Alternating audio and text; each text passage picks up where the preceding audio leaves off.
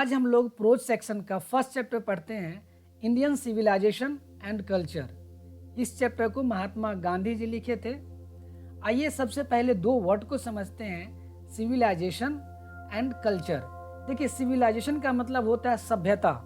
सभ्यता का मतलब होता है किसी विशेष स्थान या एक निश्चित समय के लिए कुछ लोगों के द्वारा ग्रुप में जो रहने की जो व्यवस्था होता है, जो उनका रहने का तरीका होता है, उस समय के लिए उसे हम सभ्यता कहते हैं। जैसा कि आपने हिस्ट्री में पढ़ा होगा, सिंधु घाटी का सभ्यता। अब हम लोग कल्चर समझते हैं। कल्चर मतलब होता है संस्कृति। मतलब होता है कि कुछ लोगों के द्वारा ग्रुप में रहने का, जीने का जो तरीका होता है, उसे कल्चर कहते हैं। जैसे एक जगह पे अगर 5 ग्रुप में लोग रह रहे हैं और 5 ग्रुप के लोगों का रहने का अलग अलग तरीका है, तो सबका अलग अलग कल्चर हुआ। जैसे एक एग्जाम्पल हम समझते हैं, एक कॉलोनी है, एक कॉलोनी के अंदर कुछ फॉरेनर आके रहते हैं। उसी कॉलोनी में अगर इंडियंस वहाँ पे रहते हैं तो हम ये कहते हैं कि देखो, उनका रहने का कल्चर अलग है और हम लोगों का रहने का कल्चर अलग है, लेकिन एक ही जगह पे रह रहे हैं। तो कल्चर का मतलब ये हुआ कि कुछ ग्रुप में लोगों के द्वारा जो रहने का तरीका होता है, जीने का तरीका होता है, उस तरीका को हम लोग कल्चर कहते हैं। और सिविलाइजेशन कुछ निश्चित स्थान और समय के लिए जब ग्रुप में लोग रहते हैं और उनके द्वारा जो रहने का तरीका होता है, जीने का जो तरीका होता है एक निश्चित व्यवस्था में, उसे हम सभ्यता कहते हैं। तो Gandhi ji Indian civilisation and culture chapter लिखे हैं, तो इनके नज़रिया से, इनका जो सोचने का तरीका था, इनके नज़रिया से भारतीय सभ्यता और संस्कृति क्या था और क्या है, उस चीज़ को अपने इस चैप्टर में लिखे हैं और लोगों को बताने की कोशिश किए हैं कि इंडियन सिविलाइजेशन एंड कल्चर क्या है। इस चैप्टर को हम पढ़ने से पहले हम लोग आपका जो ये ऑथर डिटेल्स दिया हुआ है, यहाँ पे ऑथर के तौर पे महात्मा गांधी है। तो महात्मा गांधी के बारे में जो भी इंफॉर्मेशन दिया हुआ है, इसे हम लोग लाइन बाय लाइन समझते हैं। इसके बाद हम लोग आपका चैप्टर स्टार्ट करेंगे। देखिए, यहाँ पे आपका सबसे फर्स्ट लाइन लिखा हुआ है, मोहनदास करमचंद गांधी। इनका जो पूरा नाम था, पूरा नाम क्या था? मोहनदास करमचंद गांधी। इनका जन्म 2 अक्टूबर 1869 में हुआ था और इनका डेथ 30 जनवरी 1948 को हुआ था। ये आप लोग के ऑब्जेक्टिव क्वेश्चंस में आ सकते हैं और आते भी हैं। आप लोग को याद रखने की ज़रूरत है कि महात्मा गांधी का पूरा नाम क्या था? मोहनदास करमचंद गांधी। और इनका जन्म 2 अक्टूबर 1869 को हुआ था और इनका डेथ 30 जनवरी 1948 को हुआ था। देखिए आगे क्या लिखा हुआ है, पॉपुलरली नोन एज अ बापू और the father of the nation. देखिए, पॉपुलरली मतलब होता है प्रसिद्ध या लोकप्रिय, नोन मतलब जाने जाते हैं, एज अ बापू। ये जो मोहनदास करमचंद गांधी हैं, ये काफ़ी लोकप्रिय हैं, जाने जाते हैं किस नाम से? बापू के नाम से। मतलब जो गांधी जी हैं ये काफ़ी प्रसिद्ध है, फेमस है, लोकप्रिय हैं बापू के नाम से। और the father of the nation. देखिए, नेशन का मतलब होता है राष्ट्र, और साथ ही यहाँ पे कह सकते हैं कि ये राष्ट्रपिता के नाम पे भी प्रसिद्ध है। मतलब ये हुआ इस लाइन का कि मोहनदास करमचंद गांधी काफ़ी लोकप्रिय हैं बापू या राष्ट्रपिता के नाम से। देखिए इसके बाद लिखा हुआ है, was more a spiritual leader than a politician. देखिए, आप लोग के स्पिरिचुअल का मतलब होता है आध्यात्मिक, लीडर का मतलब होता है नेता, और पॉलिटिशियंस मतलब होता है राजनेता, जो मतलब पॉलिटिक्स में इन्वॉल्व होते हैं, भागीदार होते हैं। तो यहाँ पे इसका मतलब ये हुआ कि ये जितने ही सक्रिय थे अपने देश के पॉलिटिक्स में, राजनेताओं में, उससे कहीं ज़्यादा ये अध्यात्म की दुनिया में आगे थे। ये काफ़ी ज़्यादा स्पिरिचुअल लीडर थे। मतलब लोगों के सब जब मिलते थे, समाज में लोगों के बीच बात करते थे, स्पिरिचुअलिटी की बात करते थे, अध्यात्म की बात करते थे, भगवान और धर्म की बात करते थे। ये साथ ही साथ पॉलिटिक्स में भी काफ़ी ज़्यादा इनका अपना प्रभाव था, इन्वॉल्व थे। उसके बाद देखिए लिखा हुआ है, he successfully used truth and non violence. देखिए यहाँ पे आपका ट्रुथ का मतलब होता है सच्चाई या सत्य, नॉन वायलेंस का मतलब होता है अहिंसा,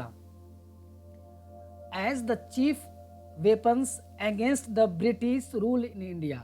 ये कह रहे हैं कि वह सक्सेसफुली यूज किए किसका, सत्य और अहिंसा का। चीफ मतलब होता है मुख्य, ठीक है, और वेपन्स का मतलब होता है हथियार। जो महात्मा गांधी थे अपने सत्य और अहिंसा को मेन हथियार बनाए थे, मुख्य हथियार बनाए थे against the British rule in India. किसके अगेंस्ट में, ब्रिटिश जो अंग्रेजों के द्वारा जो शासन किया जा रहा था हमारे देश में, उससे लड़ने के लिए महात्मा गांधी अपने सत्य और अहिंसा को काफ़ी ज़्यादा महत्वपूर्ण वेपन्स बनाए थे, हथियार बनाए थे। और सत्य और अहिंसा के रास्ते पे चल के फिर उन्होंने क्या किया, देखिए आगे क्या लिखा हुआ, and help India gain independence. Gain मतलब होता है प्राप्त करना, ठीक है। इंडिपेंडेंस का मतलब होता है स्वतंत्रता या आज़ादी बोलेंगे, ठीक है। तो जो यहाँ पे कहने का मतलब ये हुआ कि महात्मा गांधी सत्य अहिंसा को हथियार बनाए और इसके रास्ते पे चले और अंग्रेजों से सत्य अहिंसा के सहारे सपोर्ट मिला इनको और जाकर के भारत को आज़ाद करवाए, ठीक है। आगे देखिए क्या लिखा हुआ है, फ्रॉम 1915 टिल 1948, मतलब 1915 से लेकर के 1948 के बीच में ही कंप्लीटली डोमिनेटेड इंडियन पॉलिटिक्स। देखिए कंप्लीटली का मतलब होता है संपूर्ण या पूरा, डोमिनेटेड का मतलब होता है प्रभावशाली, यहाँ पे बोलेंगे। इंडियन पॉलिटिक्स मतलब भारतीय, और पॉलिटिक्स का मतलब आपको पता है कि राजनेता बोलिए, राजनीतिक बोलिए। तो भारतीय राजनीतिक में इनका काफ़ी प्रभाव था। कंप्लीटली 1915 से लेकर के 1948 के बीच में महात्मा गांधी का भारतीय राजनीतिक में काफ़ी ज़्यादा प्रभाव था। प्रभाव इन द सेंस कि ये काफ़ी इन्वॉल्व रहते थे। इनका जो विचार था अपने देश के लिए, जो इनका आइडियोलॉजी था, उस आइडियोलॉजी पे, उस विचार पे हमारे भारत के लाखों लोग चलते थे। इनको पथ प्रदर्शक मानते थे, इनको पायनियर मानते थे, ठीक है। आगे देखिए यहाँ पे लिखा हुआ है, ही डाइड मतलब होता है डेथ या मर जाना, ठीक है, at the hands of fanatic on 30 जनवरी 1948। देखिए यहाँ पे आपको एक वर्ड यूज किया गया है, फैनेटिक। फैनेटिक का मतलब होता है कट्टर विचारों वाला व्यक्ति। जैसे कि हम लोग बोलते हैं जो धर्म से रिलेटेड कुछ लोग होते हैं या पॉलिटिक्स से रिलेटेड कुछ लोग होते हैं जिनका खुद का आइडियोलॉजी, खुद अपने लॉजिकल माइंड का इस्तेमाल नहीं करते हैं। वो जिस ग्रुप से या किसी भी संगठन से अगर जुड़े हुए होते हैं तो ऊपर से उनका जो इशारा आता है या कुछ बात आता है तो उस बातों पे या उस इशारों पे अपना बिना माइंड का यूज़ किए हुए, सोचे समझे हुए उस रास्ते पे चल देते हैं। उसे हम बोलते हैं कट्टरवाद विचार वाला व्यक्ति। जो धर्म से रिलेटेड कुछ लोग होते हैं या पॉलिटिक्स से रिलेटेड कुछ लोग होते हैं, उनके द्वारा इनका डेथ कर दिया गया। जैसा कि आप लोग को ही पता है कि नाथूराम गोड्स ने महात्मा गांधी को, जब महात्मा गांधी पूजा करके निकल रहे थे तो इनको गोली मार के हत्या कर दिया गया था। तो नाथूराम गोड्स क्या थे, बिल्कुल कट्टरवाद थे, धर्म से रिलेटेड। वो हिंदू और मुस्लिम धर्म को लेकर के काफ़ी उनका विचार जो था वो कट्टरवादी था। और जो जिस रास्ते पे, जिस आइडियोलॉजी पे गांधी जी चल रहे थे, वो आइडियोलॉजी और वो विचार उनको पसंद नहीं आया, उनको समझ में नहीं आया, और जिसके वजह से उन्होंने गांधी जी को गोली मार के हत्या कर दिया।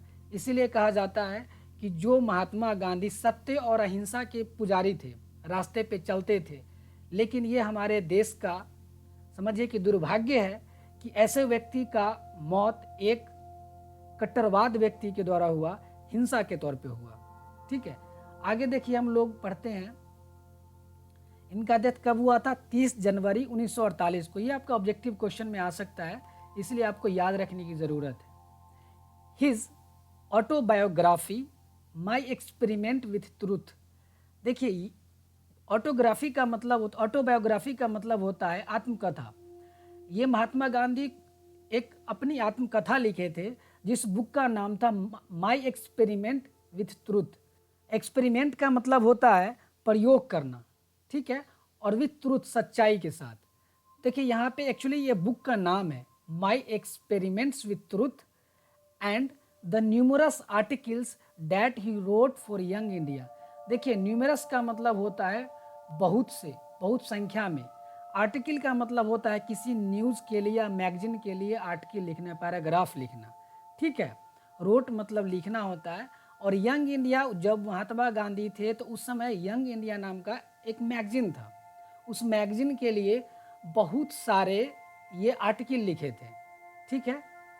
एंड द स्पीचेज, स्पीच का मतलब होता है भाषण, ठीक है, that he delivered on different occasions. इन्होंने, जो महात्मा गांधी थे, वो डिलीवर ऑन डिफरेंट ओकेजन्स, काफ़ी सारे अलग अलग अवसर पे क्या किए, अपना भाषण दिए। और साथ ही reveal him not only as an original thinker but also as a great master of chest. देखिए, रिवेल का मतलब यहाँ पे होगा प्रकट करना या बताना। जब वो लोगों के बीच में भाषण देते थे, कुछ बताते थे महात्मा गांधी, तो समाज में जो छुपी हुई कुछ ऐसी बात है। रिवेल का मतलब होता है, देखिए, प्रकट करना या बताना, मतलब जो कुछ ऐसा चीज़ है जो छुपा हुआ है, लोगों के बीच में है, बट लोगों को उस चीज़ का एहसास नहीं है, लोगों को उस चीज़ को पता नहीं है कि हो क्या रहा है, चल क्या रहा है। तो जब ये भाषण देते थे लोगों के बीच में, तो वहाँ पे ये उस चीज़ को बताते थे लोगों को। Him not only as an original thinker, देखिए, थिंकर का मतलब होता है विचारक, सोचने वाला व्यक्ति, but also as a great master of chest. तो चेस्ट मतलब होता है, देखिए, ये तो एक अच्छे विचारक भी थे, और साथ ही साथ ये बहुत ही, देखिए, ग्रेट मतलब होता है महान, ठीक है। और मास्टर मतलब होता है काफ़ी ऊपर, यहाँ पे बोला जाए मास्टर का मतलब होता है उस फील्ड में होता है ना कि काफ़ी ये विद्वान थे, कह सकते हैं। ऑफ चेस्ट मतलब होता है शालीनता, पवित्र या सादा। इनका जो जिंदगी था, जितने अच्छे विचारक थे, सोचने वाले थे, उसके साथ साथ इनका क्या था, बट ऑल्सो उसके साथ साथ ये काफ़ी, इनका जो विचार था वो काफ़ी सादा था। सादा मतलब शालीन, इनका जो रहने का तरीका, बोलने का शालीन था और पवित्र था, जो लोग, काफ़ी लोग इन्हें पसंद करते थे। आइडियोमेटिक, देखिए, आइडियोमेटिक का मतलब होता है मुहावरेदार, ठीक है, लेकिन यहाँ पे एक वर्ड यूज़ किया गया आइडियोमेटिक इंग्लिश, मतलब इनके साथ साथ जो है, जो महात्मा गांधी को इंग्लिश की काफ़ी अच्छी नॉलेज थी। यहाँ पे ये आपको बताया जा रहा है कि महात्मा गांधी लोगों के बीच में जाकर के जो कुछ बातें चलती थी वो लोगों को बताते थे, समझाते थे, और साथ साथ उनका जो जिंदगी जीने का तरीका था वो काफ़ी पवित्र, सादा और क्या था, बहुत ही शालीन था।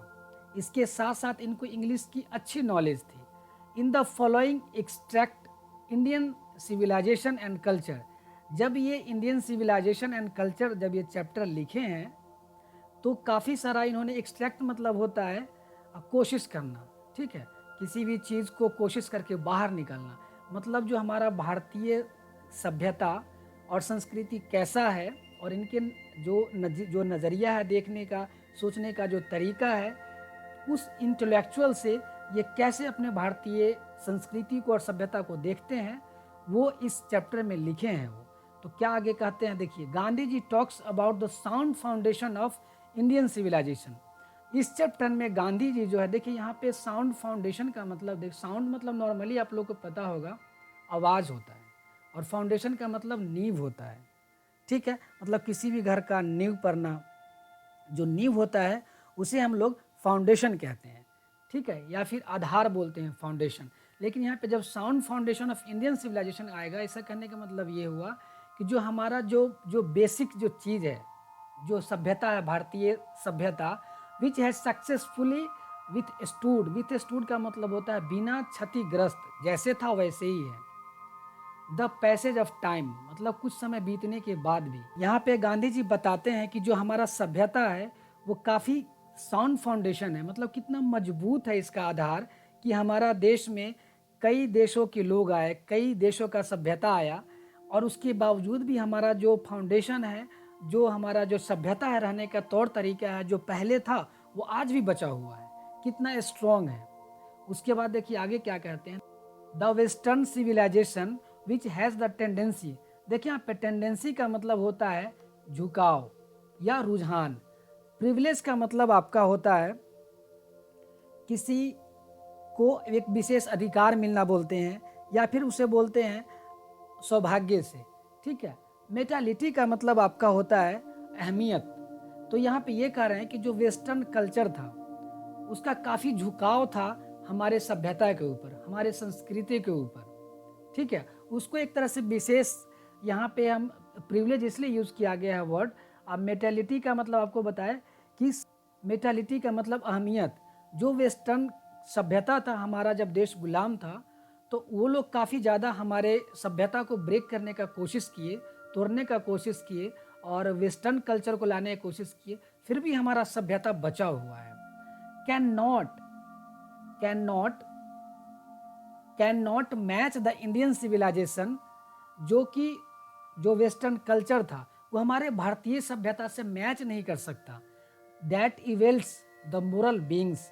देखिए यहाँ पे इवेल्स का मतलब होता है आपका बौद्धिक या नैतिक स्तर पे उठाना, ठीक है।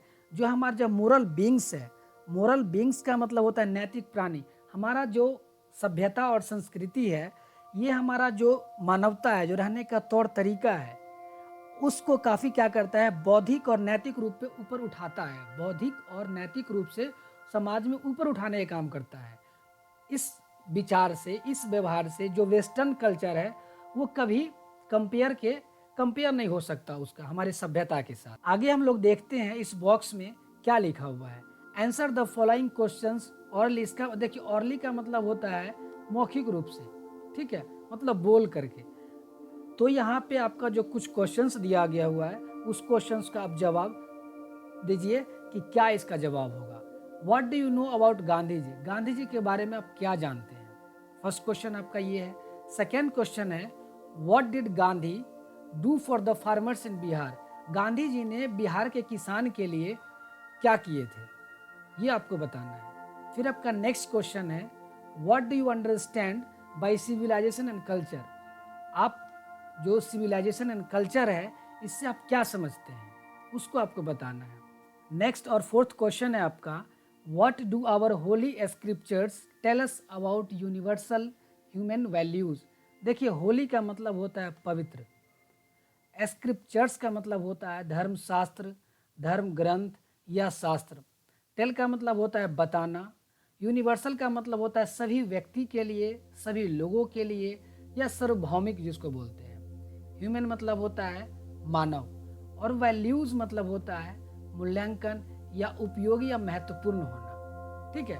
तो यहाँ पे आपका ये क्वेश्चन पूछा जा रहा है कि हमारा जो पवित्र धर्म ग्रंथ है वो मानव जाति के लिए क्या महत्वपूर्ण योगदान रखता है, उसके लिए आपको बात करना है। आज हमने इस वीडियो में पढ़ा इंडियन सिविलाइजेशन एंड कल्चर जो महात्मा गांधी के द्वारा लिखा गया है, इनके बारे में आपका क्या डिटेल्स दिया गया है।